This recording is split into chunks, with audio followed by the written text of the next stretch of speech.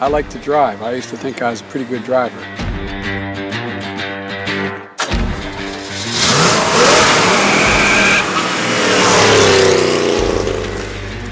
I didn't get a chance to flat shift in the second. I was afraid I'd go through those guys.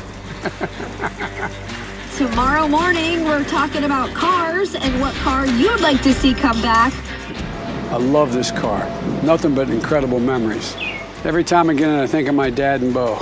God, can my dad drive a car? Oof. The thing I like most is the setup right here. And you feel like you're in complete control. This is just boom.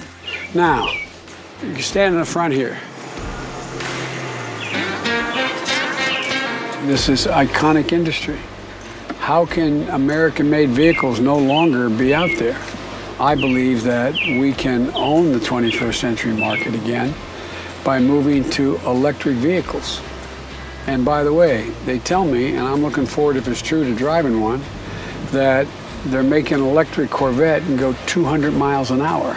You think I'm kidding? I'm not kidding. So I'm excited about it.